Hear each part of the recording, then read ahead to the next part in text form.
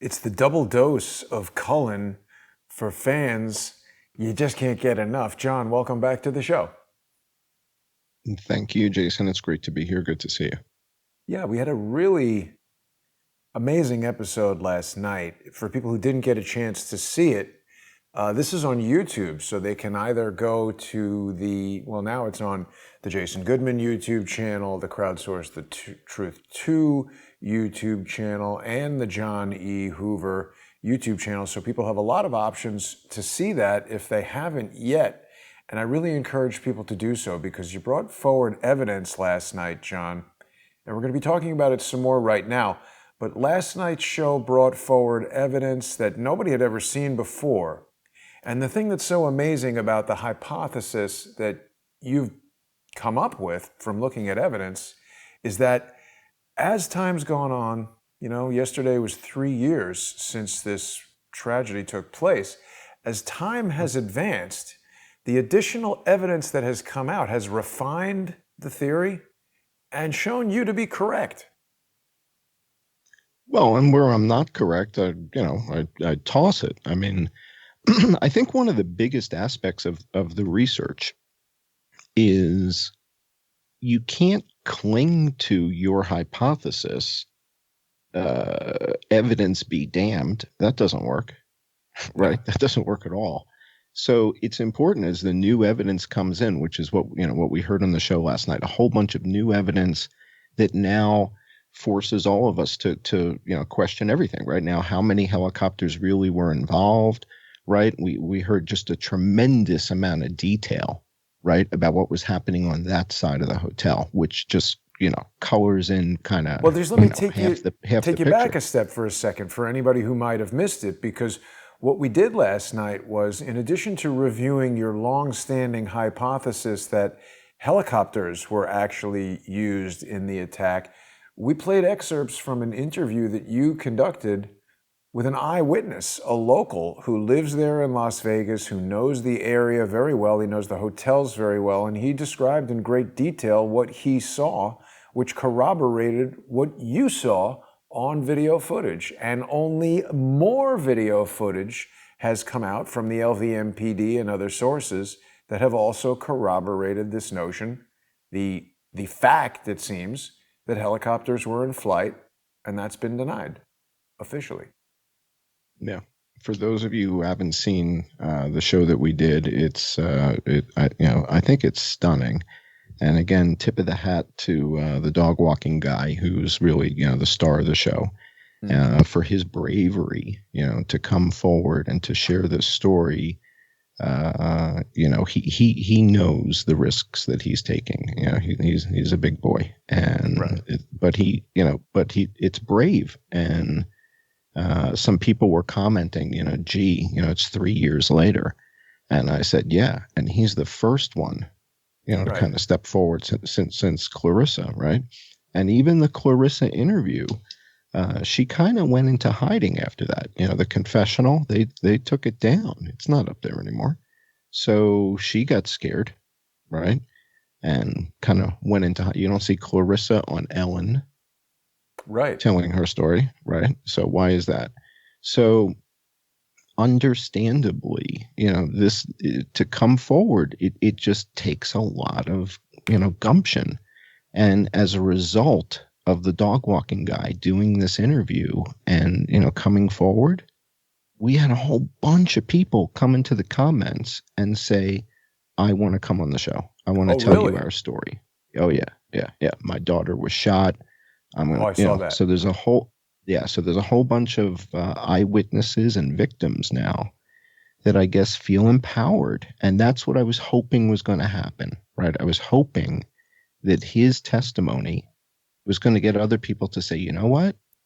I got to tell people what I saw, because it's all coming together. And he's the watershed moment. This is 3 years later to get this kind of testimony. Think about, the burden of carrying that knowledge for 3 years and not really being able to share that. Right. It's an incredible burden. And so again, I tip my hat to the guy. I think there's more than just a burden as well, because I don't want people to think that we've just arrived at this conclusion that anybody who might have information or have witnessed the event is fearful that they're going to be killed. We're not saying that that's the only possibility. I mean, I know I personally have had the experience of going to the police when there's a problem, you need help, you try to file a police report. At least over here at the 10th precinct, they don't want to take it. Even if you can eventually get in there and get a report, when nothing happens, a lot of people can be left feeling pretty despondent, not wanting to interact with the police, not wanting to share this story. Maybe they're traumatized for other reasons. We heard from Ramsey Dennison that when he tried to do the right thing and call the police, they came over and beat him up. So I think there's a lot of people, and I'm not saying defund the police, I'm not saying I don't trust the police, I'm just saying there's a lot of reasons for people who maybe have this kind of, they might feel like their testimony is not going to do anything, so it's only going to have the possibility of putting them at risk. So I agree with you, John. It was very brave of the dog walking guy to come forward to share that information with us. But it raised some other points, and I actually stayed awake pretty late last night, not just watching the full interview with dog walking guy on subscribestar.com/IamJohnCullen or patreon.com/IamJohnCullen. And just as a brief aside, I did get an email from somebody who was disappointed that I didn't put that interview on Crowdsource The Truth. But this was an interview that John Cullen had done with somebody who contacted him, and I didn't really feel it was right for me to take that and put it on a monetized channel. People can sponsor John to see that, or you can wait until Sunday, and he's going to post it on the John E. Hoover YouTube channel, which is publicly available for free. And if you're not yet subscribed to the John E. Hoover YouTube channel, please get over there. John is doing amazing work, and he has been since this story broke. And this takes us to the next topic that I want to cover, because I don't want to bash Jake Morphonios for the sake, this is not about making fun of somebody because I don't like him. I really want to analyze or invite people to watch again, and for those who haven't seen it, to watch for the first time, this interview that you and I did with Jake. This was back in February of 2018, when this was still a pretty fresh occurrence. There was a lot of information that we didn't have at that time, but the video's on the Jason Goodman YouTube channel. It's called Las Vegas Shooting Investigation Summit. And, I hadn't watched this probably in 2 years, and people who are fans of Jake Morphonios may have had the impression that he had done something positive in this interview. He was very aggressive, he was very rude, very unprofessional. He accused you of lying, even though he had no evidence. He had a really interesting way of coming out on the other side of the interview, making a case that he had proven that you weren't in Thailand, when in fact you were in Thailand. He admitted and acknowledged that you were in Thailand, but yet so many viewers left that video thinking, oh, Jake just exposed John Cullen for not being in Thailand. What do you want to say about this video, John? Well, we were talking about this yesterday a little bit, and I put together a tribute to you, sort of, talk is cheap. Talk is cheap, right? And when it came down to it, what you did was hell of a not cheap. I mean, it cost you a fortune to do what happened. And so I put together a little 4-minute, I don't know what you would call it, a little tribute to what happened. And for this is for the audience that's not familiar with that. How long was that show? Can you pull the show up again real quick? Let's take a look at it on YouTube. It's over an hour. I also want to look at it. Yeah. It was over an hour. The idea was all right, so it was an hour and a half, and I think the concept there was we were trying to do, crowdsourcing. We were trying to work together, right? Jake was kind of doing a lot of research on the Vegas shooting. I had put forth all this helicopter stuff, and he had a huge audience at the time. I think he had 250,000 or 220,000 subscribers, or 180,000 at the time. That was a big number. And that video that you just had up there with him, I think what did that have? Close to 80,000 views, Yeah. 75,000 views? Well, compared to how many views you get now with Yeah. almost 120,000 subscribers, the fact that you got 80,000 views 2.5 years ago, the Hmm. channel's only a little over 3 years old, right? 4 years old. 4 years old. Yeah, I'll bring up Social Blade and we'll see how many subscribers I had at the time. But I mean, everything you're saying is accurate, John. I had contacted Jake and I said, hey, I just saw this video that John Cullen put out where he's showing General Frank Muth talking about training the Saudi Air National Guard. Laura Loomer and I had gone to the hotel. I don't have the evidence, the information in front of me right now, but I do believe it's been confirmed that the entire W hotel had been rented out by the Saudi Air Force for some kind of training that was going on at Nellis Air Force Base. There were a number of pieces of evidence that were worth looking at, and I contacted Jake saying, hey, this guy's got a really interesting and seemingly strong hypothesis that's on the sort of the opposite side of where you are, Jake, and I think both of you are doing great work. Why don't we get together on an interview and compare notes and just see where it goes? And this was on a Collaborate. private phone call, and he said to me, oh, I have an issue with John Cullen because he's arguing with people in the comments. And I said, well, Jake, you know what? Coming from somebody who is dealing with comments himself, I know that stuff can sometimes get out of hand. Perhaps there's some misunderstanding. Why don't the three of us have a phone call before the show so we can gain an understanding of whatever it is that you might not like about him? And if it turns out that private phone call doesn't go well, we don't have to do the show. His position since then and up until now is that I tried to set up some sort of Jerry Springer argument to get, clickbait type views. I think 3 years on, people know that is not the way I run this show. I'm not going for sensationalist stuff. And Jake was so devious and dishonest throughout the whole entire process. He told me, no, I don't need that pre-interview phone call. If he's willing to be a gentleman, I'll be a gentleman and we can just do it all on air. And I said, yeah, that's fine. I didn't call him up and say, hey, attack Cullen and create a fight and we'll decimate this guy and have a show like that. I never do that. Well, from a collaborative standpoint, I mean, I think if anybody hasn't seen the show that we did with UK Column 2 or 3 weeks ago, we had Alex Thompson, David Scott from UK Column on. David Scott's new channel is Northern Exposure, David Scott. And these guys are just phenomenal. The whole team at UK Column, I mean, I felt really honored that we were able to get two of them. But the whole crew at UK Column is just tip top. I mean, these guys are some of the best in the business. And it was great having them on. That was the type of collaboration I thought we were supposed to be doing with Jake. Right. And I think people who've been watching Crowdsource the Truth since then realize that is exactly what I'm trying to do all the time. Sure, there are times I play recorded phone calls with people who I suspect of being liars and draw them out and have, sort of a disruptive kind of conversation. But I don't invite somebody on to the main show where it's this format that we have Skype and we're talking about serious stuff and then deliberately cause it to go out of control. Those pre-recorded phone calls they're just that. They're pre-recorded, and I generally start them off trying to work out some sort of misunderstanding. And if the misunderstanding gets worked out and I misunderstood where this person was coming from, the phone call generally doesn't get played. I play those phone calls to expose liars.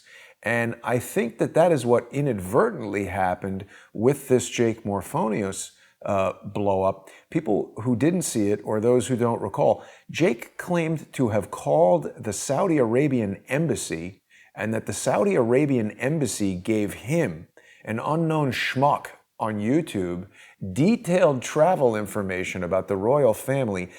On its face, the assertion is absolutely absurd. I think at some later point, he alleged to have had some sort of a contact inside the Saudi Arabian embassy. Saudi Arabia is not a democracy. Saudi Arabia is a country where still, if you say or do something against the royal family, they can put you to death. They can certainly put you in jail. There is no way on planet Earth that there is anybody inside the Saudi Arabian embassy who is risking the anger of the royal family to help Jake get evidence for his stupid YouTube channel, which, by the way, at this time still has kind of the same or maybe less viewers than it had when we did that initial show. He's at 205,000, which is a lot. But I mean, look at what he's doing. He's got videos about Trump's Twitter account and Godzilla. I mean, what is he doing? This is not serious investigation. I can't speak to it. All I can speak to was my one interaction with the guy, which surprised the hell out of me, quite frankly. I mean, I wasn't, at the time we did that show, I think it was 5 in the morning or 6 in the morning when we did it. And for you, for Thailand. yeah, my time. Yeah. And, I ended up waking up my freaking stepdaughter to, speak Thai to the guy to confirm it was ridiculous. But again, I think we're halfway into the show. I want the audience to see this tribute I put together. It's sort of a synopsis. And when we get to our patron-only hour on Patreon and Subscribestar, what I want to do is, this has got 80,000 views. How many comments are on this video? Whoa, 2,394. Well, a lot of those are members of Jake's army. And it's going to become fascinating to read what some of these guys have to say 2.5 years later. How did these comments, how did they age? So we're going to take a look at that. All right. So we'll do that in the patron only hour, but I've got a bunch of material prepared also. So why don't we run that quick clip as a teaser as to what we're going to talk about patron only, and then we'll get to the deck and I'll show everybody where we stand, because flu season's over and the new flu season is here. So we've got to make a transition. So why don't we show everybody this 4-minute video? Sit back, relax, and enjoy this 4 minutes. Cool. Here we go.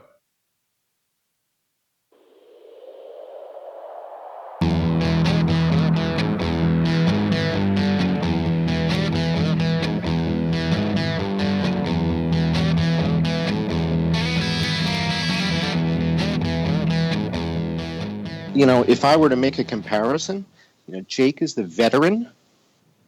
I'm the rookie. What I don't do is to attack, get into any big dramatic fights with other people doing research that I don't want to be, a party to any kind of attacking. I think a lot of it's absolutely unsubstantiated. A lot of crackpot theory, but so you say, oh well, we're all in this together. No, we're not. We're not all in it together. Well, I agree. And I'm telling you, I feel absolute conviction that this Hoover channel, for all of the complimentary words that are being thrown my way, I don't buy it. This Hoover channel is not some innocent channel, just another YouTuber. This is either this is very likely a disinformation intelligence operation. This is either this is very likely a disinformation intelligence operation. Doesn't give their face, uses hashtag I am Cullen, strongly go along with what I'm saying about how this is a disinformation operation.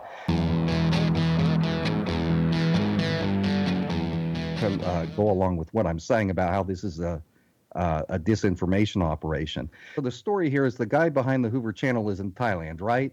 That's correct. Okay. Kunพูดภาษาไทยเป็นใช่ไหมครับ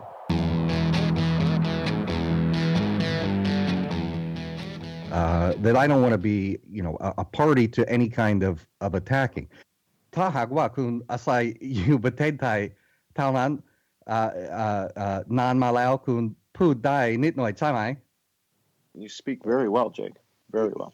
Yeah. What do Thai people call Bangkok? No. Let me finish, because this man is not in Thailand. Hang on. This man is not in Thailand. Hang on. This man is not in Thailand, and I can prove it. Hang on. This guy is not in Thailand. He's lying, and I just exposed him.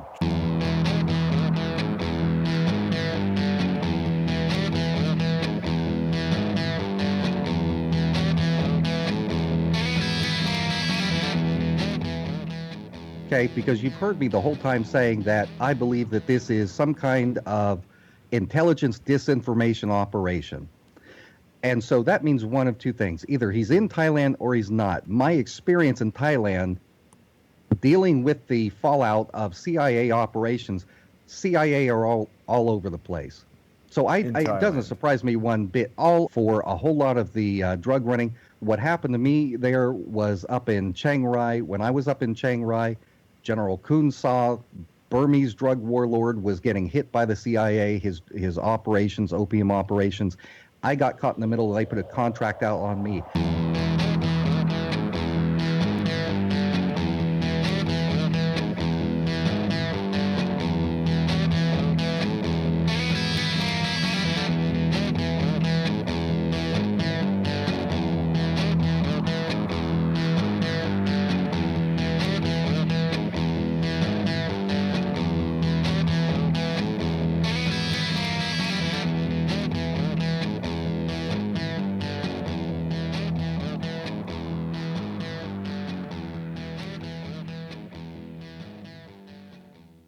So there we go, John. It was an interesting interview with Jake. I mean, if I can get out from under all these lawsuits, I've got to finish the interview in Thailand, but we've shown little pieces of it. I definitely went there. I definitely saw you there. Frankly, on that interview, you stepped outside your house at the time, took a picture of a car. I checked the metadata. It was the resolution of a photo from an iPhone or whatever. It had the metadata that had just been taken that minute. Jake insisted that you could have found it on the internet. And I conceded that yes, he could have, but the preponderance of evidence surrounding this photograph suggests that he didn't do that. Additionally, it's really important to remember, Jake said that he had evidence that he had called the embassy, the Saudi Arabian embassy. He didn't record that call and play the call for us. He just showed that his phone had made a 10-minute call to the Saudi Arabian embassy. Now, I called there and I waited on hold for over 10 minutes. So generating a message on the phone that says you had a 10-minute call, that could be easily done. Actually getting information from them, that's a whole separate other thing. But he didn't present evidence like an illusionist, like a magician. He showed you a part of a piece of evidence that was suggestive of evidence, and then he moved off of that onto something else. He said he also had news articles that he was going to post. He never posted them. And every time I've challenged him about that, including one time in person in Connecticut at the Red Pill Expo, I challenged him and said, where is the evidence? He said, I already posted it. I'm not going to show it. I said, show it to me. Where's the link on your phone? He's never shown that evidence. And actually, John, what came about of his claim that there was newspaper evidence is that legitimate viewers of Crowdsource the Truth scoured the internet looking for this evidence. Even people who were fans of Jake sent me things that they purported to be evidence of the Crown Prince being somewhere else. The strongest piece that we found was a Russian news article printed on a website on October 1st that showed a photograph of the king and the Crown Prince, and it was written in Russian.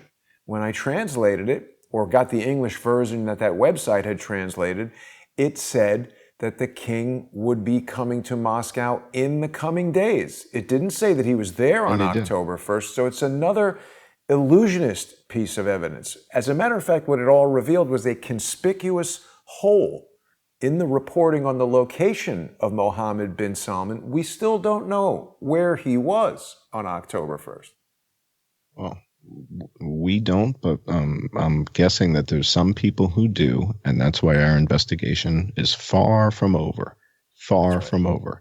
So we're going to talk more about that, but we may end up going a little bit over 5 minutes over for our patrons because we got some stuff I need people to see in the deck. So if you can pull up that deck that I sent you, the PDF, I want to share another illusion with everybody.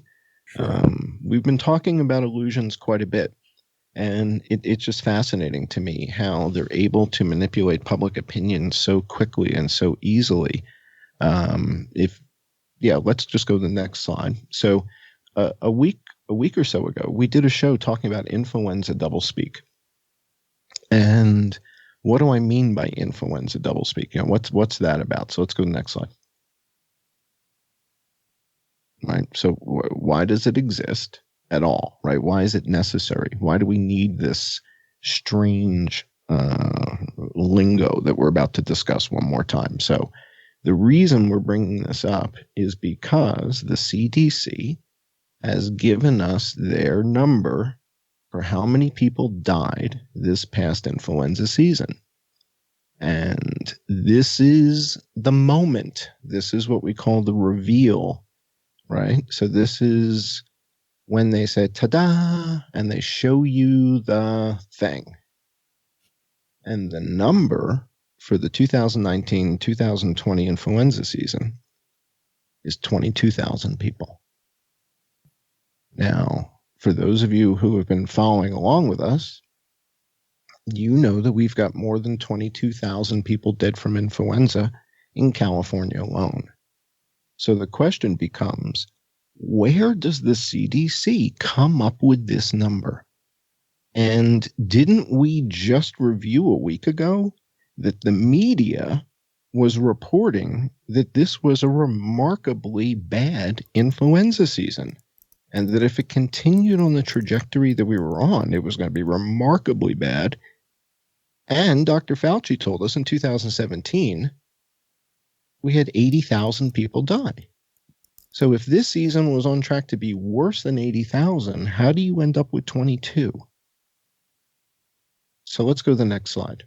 So real quick, John, we've got 2 minutes, and if we go over here on YouTube, it presents a little bit of a problem for the next show, but we can go into all these details on Patreon on Subscribestar. Yeah. All right, so that we were just looking at something on Twitter.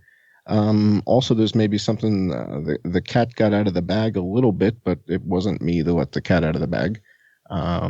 My friend Laura Ingram took one of the charts that we've published and tweeted this last week before the show, and I had no idea. So this tweet went out on Thursday.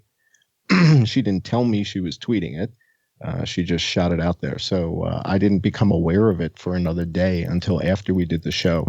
But I'm sorry to do this, John, but we really gotta make the transition now, or it's going to screw up the next broadcast. So we'll see everybody on Patreon.com and Subscribestar.com. Thanks for watching.